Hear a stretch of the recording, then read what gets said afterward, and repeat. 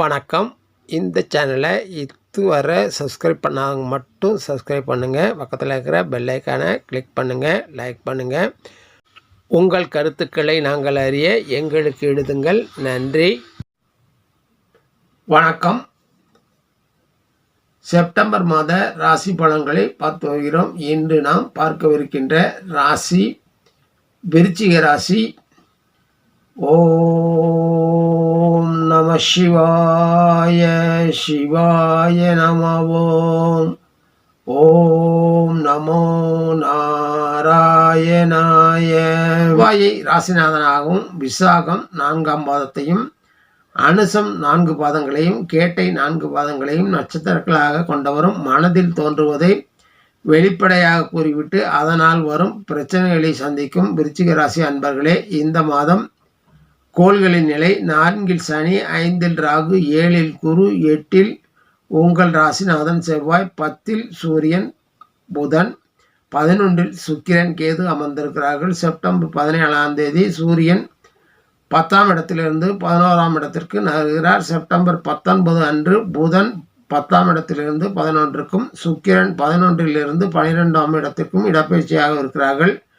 உங்களுக்கு நன்மை செய்யும் இடத்தில் சுக்கிரன், கேது, புதன், சூரியன், குரு ஆகிய கிரகங்கள் அமர்ந்திருக்கிறார்கள். இந்த மாதம் உங்கள் வருமானம் சீரானதாகவே இருக்கும். செலவுகள் கட்டுக்குள் இருக்கும். மாதத்தின் பிற்பகுதியில் உங்களை மீறி செலவுகள் ஏற்பட வாய்ப்புகள் உண்டு. உங்களின் போதிய வருமானத்தில் நிம்மதியாக இருப்பீர்கள். உங்களுக்கு இந்த மாதம் சாதகமாகவும் நன்மைகள் நடக்கும் மாதமாகவும் இருக்கும். உங்கள் திறமையை பயன்படுத்தி கொள்ள முயற்சிக்க வேண்டும். ராசிநாதன் செவ்வாய் 8ஆம் வீட்டில் சஞ்சரிப்பதால் உங்கள் உடல்நிலையில் அதிக அக்கறை செலுத்த வேண்டியிருக்கும். கவனம் தேவை. வேலை செய்பவர்கள் உங்கள் திறமையினால் முன்னேற்றம் காண்பீர்கள். உங்கள் இடைவிடாத முயற்சியால் மற்றவர்களை முந்திச் செல்வீர்கள். பதவி உயர்வுகள் கிடைக்கும் வாய்ப்புகள் உண்டாகும். வியாபாரம் செய்பவர்கள் தங்கள் வெற்றிகரமான செயல்பாடுகளால் லாபத்தை அதிகரித்துக் கொள்வார்கள். தங்கள் போட்டியாளர்களை எளிதில் வென்று விடுவார்கள். தொழில் விரிவாக்கத்திற்கோ புதிய தொழில் துவங்குவதற்கோ இது உகந்தமான மாதமாக அமையும்.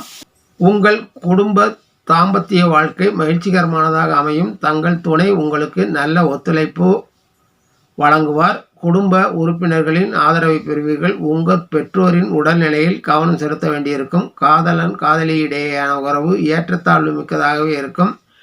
மாணவர்கள் தங்கள் கல்வியை கருத்தூன்றி கற்றி நல்ல மதிப்பெண்களை பெறுவார்கள். கலைஞர்கள் செயலாற்றும் திறமையின் மூலமாக தங்கள் இடத்தை தக்க வைத்துக் கொள்வார்கள். வாய்ப்புகள் தேடி வரும்.